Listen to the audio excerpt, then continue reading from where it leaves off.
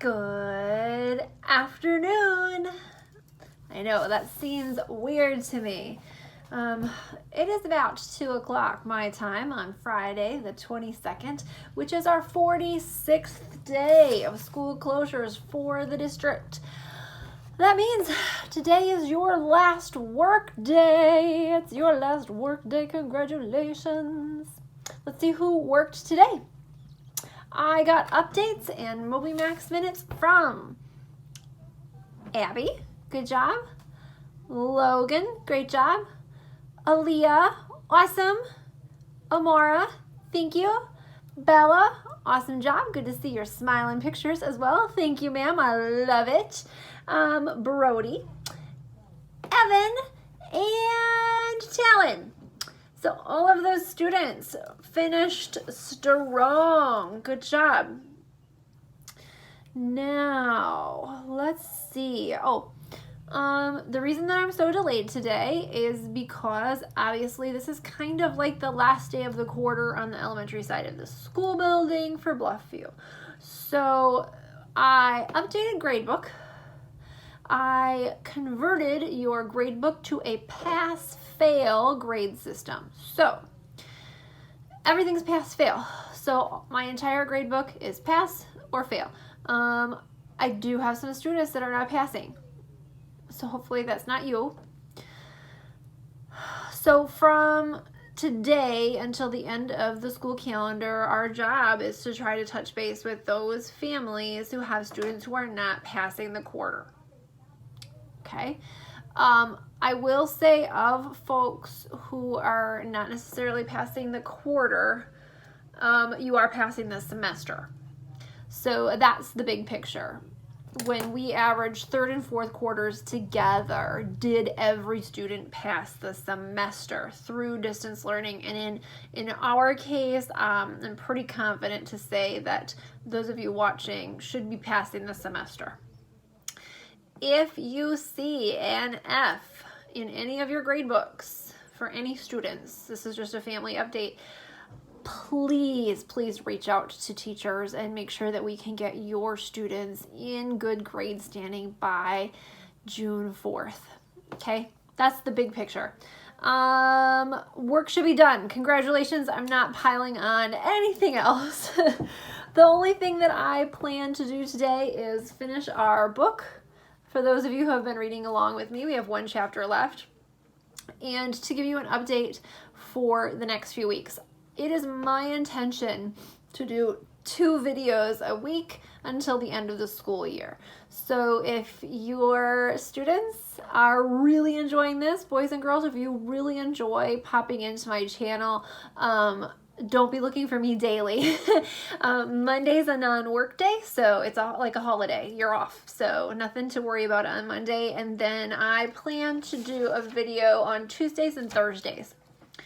So Tuesday, Thursday for the next few weeks, you could be looking for me. If you want to just subscribe to the channel and hit the notification bell, then you'll know when I upload for the next couple of weeks. And then, I don't know, if I really enjoy this, maybe I'll do a few during the summer too, just for fun. But that's it for updates.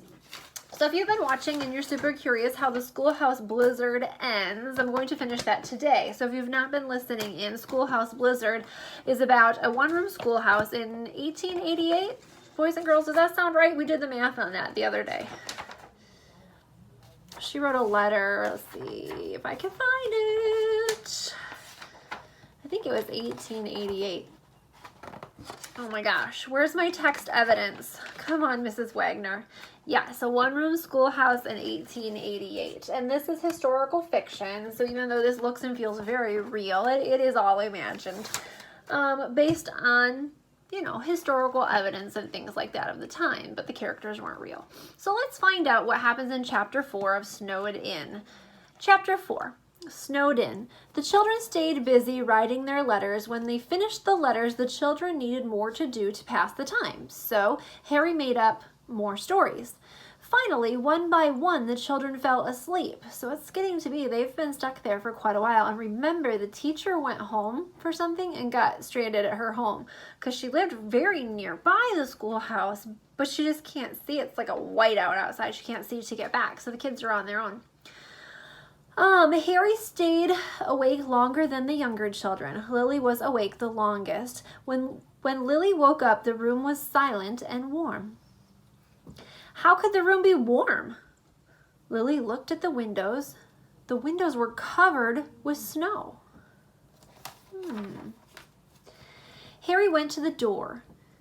Harry said, I can't open the door. There's too much snow. So the blizzard was so severe that the snow had actually like blown up against the windows, against the door. It had drifted them in. So they were stuck inside. Even if they could open them, it would be a wall of snow.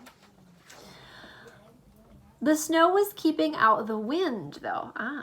That made the room warm. So much like an igloo, if you've ever seen an igloo made of snow and ice, it can insulate because it holds a temperature. It's kind of constant.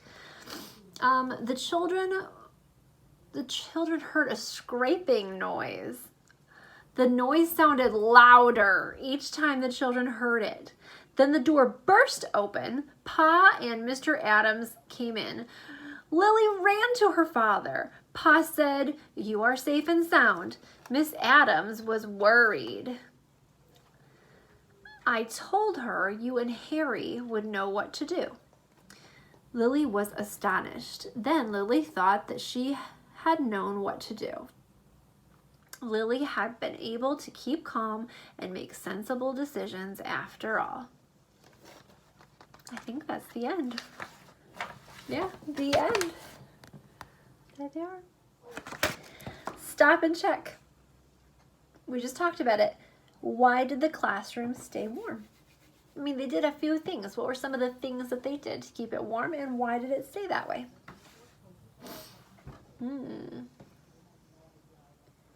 So if you remember, they had the wood stove going, right? And then Harry went to get some coal. They used the jump rope so that he could get back, so he made it back. So they were stoking the fire, but then as the blizzard continued, the wind drifted and blew the snow up against the building. So that drifted snow then was a barrier between the cold, harsh wind and the inside of the school, which caused it to be insulated, and then the heat that they were creating themselves and from the stove stayed in that little one-room schoolhouse. So, I mean, a one-room schoolhouse was not very big. Maybe you've been on a field trip or you've visited some historic, like ghost town type places that have a one-room schoolhouse. I feel like Cassville has a really cool one, if you've ever been there. But so that's our week. That's it. I will see you all twice next week. I might read another story.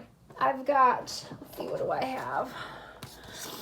I've got Reach for the Stars about this astronaut. So I think I might read that a bit next week and just check in with you. So feel free to message me, and I hope you have a great Memorial Day weekend. The sun is starting to shine outdoors. It's 2 o'clock, so I hope you get to see this. But as for now, take care. Bye-bye.